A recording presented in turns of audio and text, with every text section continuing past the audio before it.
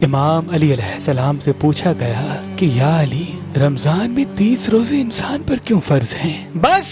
جیسے ہی یہ پوچھا گیا تو امام علی علیہ السلام فرمانے لگے، اے شخص، جب آدم نے اللہ کی نافرمانی کر کے اس شجر سے پھل کھایا جس سے اس کو روکا گیا تھا، تو اس پھل کا اثر آدم علیہ السلام کے پیٹ میں 30 دن تک رہا۔ تبھی اللہ نے آدم علیہ السلام کی تمام اولاد کے لیے 30 دن کھانا پینا ممنوع کر دیا، اور ان 30 دنوں میں رات کو کھانا کھانے کی اجازت اللہ کی طرف سے آدم کی اولاد اور آدم کے لیے ایک عظیم احسان ہے۔ اے شخص، ان 30 روزوں میں سے 3 روزے ایسے ہیں جو انسان کے تمام گناہ کو معاف کر دیتے ہیں، ہر دعا کو پورا کر دیتے ہیں۔ تو اس شخص نے پوچھا، یا علی، وہ 3 روزے کون سے ہیں؟ امام علی علیہ السلام نے فرمایا، جب آدم علیہ السلام کے نافرمانی کے سبب اللہ نے آدم کو زمین پہ بھیج دیا تو وہ زاروں قطار رویا کرتے تھے،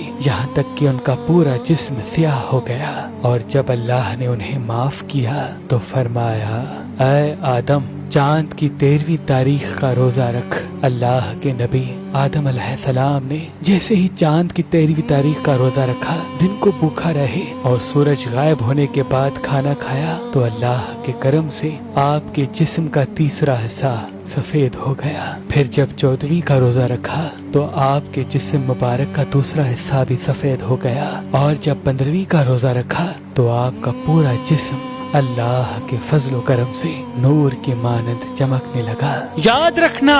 جو انسان اللہ کے قریب ہونا چاہتا ہے وہ رمضان کے 30 روزے رکھے، اور جو انسان اپنے گناہوں کی معافی چاہتا ہے، اپنی ہر دعا اللہ کی دربار میں پہنچانا چاہتا ہے، تو وہ 13ویں، 14ویں اور 15ویں کا روزہ رکھ کر اللہ سے دعا مانگے۔ جو انسان یہ 3 روزے مسلسل رکھ کے اللہ کی دربار میں دعا مانگتا ہے تو اللہ بغیر کسی رکاوٹ کے اس انسان کی دعا فوراً قبول کر دیتا ہے۔